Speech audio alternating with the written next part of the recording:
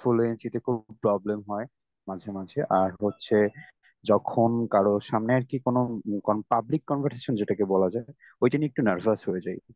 তো এই টপিকে যদি কোনো কিছু পাওয়া যেত, কোনো হেল্প পাওয়া যেত, তাহলে খুব ভালো হতো আমার জন্য।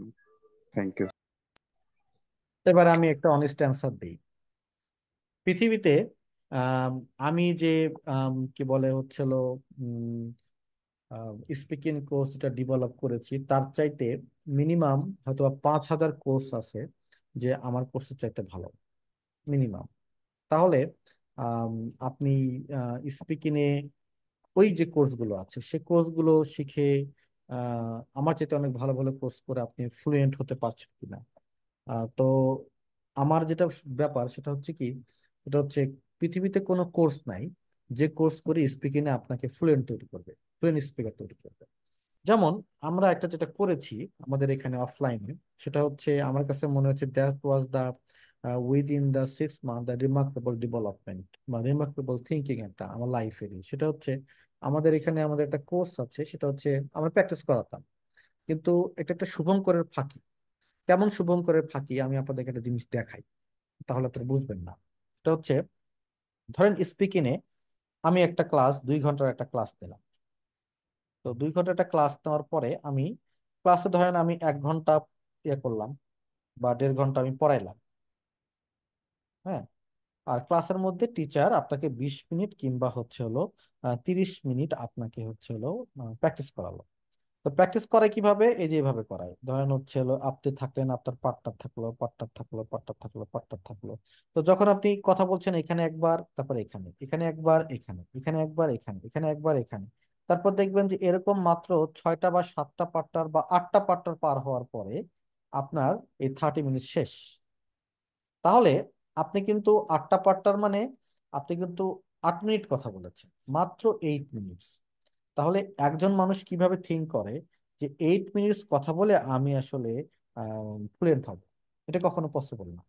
এটা এই জন্য পৃথিবীর কোনো স্পিকিং কোর্স আজ পর্যন্ত কোনো স্পিকারকে ফ্লুয়েন্ট বানাতে পারেনি এবং বানাতে পারবে না, যতই ফ্যান্টাস্টিক কোর্স। এটার একটা ওয়ে হচ্ছে কি, সেটা হচ্ছে ধরেন প্রথম দিন আপনি, প্রথমে আপনাকে আসলে লেসন নিতে হবে, অর্থাৎ বিষয়গুলো কি সেটা জানতে হবে, যেটা বাংলাদেশের বা পৃথিবীর অধিকাংশ কোর্সে আছে। তো হচ্ছে আপনার লেসন, লেসনটা আছে, সে লেসনটা চমৎকার চমৎকার লেসন আছে। এরপরে আপনাকে যেটা করতে হবে সেটা হচ্ছে কি, এই লেসনের উপরে আপনাকে প্র্যাকটিস করতে হবে। মেক শিওর আপনি প্র্যাকটিসটা 2 ভাবে করতে পারেন, আপনি একটা পার্টনারের সাথে করতে পারেন, কিংবা you can also use the recording. Recording করে করে দেখি এটার উত্তরটা বলি বলে বলে বলে আপনাকে এটা করতে হবে, যেহেতু এটা মেয়েরা বা আয়নার সামনে করার কথা বলা আছে অনেক জায়গাতে। তো এটা করতে পারেন, কিন্তু বাংলাদেশের মানুষ বাংলার সামনে করলে আপনাকে পাগল মনে করবে। দেন নেক্সট দিনে যেটা হবে, আপনাকে যেটা করতে হবে, আপনাকে একটা টেস্ট দিতে হবে এটার উপরে। এটা হতে পারে প্রেজেন্টেশন, হতে পারে এটা হচ্ছিল ফেস টু ফেস ইন্টারভিউ এর মাধ্যমে। সো টেস্ট দেওয়ার পরে যেটা হবে সেটা হচ্ছে কি,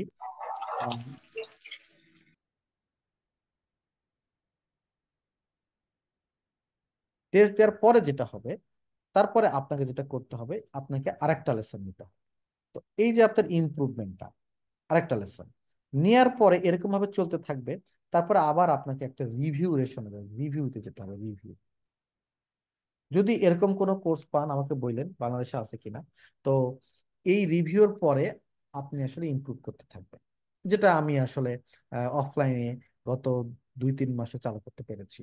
আমার তানজিন নামে একজন সুপার টিচার আছেন। সো সে, আমরা প্রথমে লেসন দেই, আমি লেসন দেই প্রথমে। লেসন গুলো ইম্পর্টেন্ট, কারণ লেসনের মধ্যে অনেক কিছু থাকে। লেসনের পরে যখন সে হচ্ছে হলো আম, আপনার আরেকটা লেসন পায়, লেসনের পর পরে তাকে আসলে এক্সাম দিতে হয়, এই প্র্যাকটিস করতে হয়, প্র্যাকটিস করার পরে তাকে টেস্ট দিতে হয়, টেস্ট দিয়ে পরের দিন আবার লেসন। তো এইভাবে যদি কোনো কিছু হয়, তাহলে আসলে আপনার এই নার্ভাসনেস আর আপনার হচ্ছে এই যে কথা বলা না বলার যে অভ্যাসটা, এটা কাটবে। Otherwise I bet, I bet you, I challenge you, যাই করার কোনো লাভ হবে না।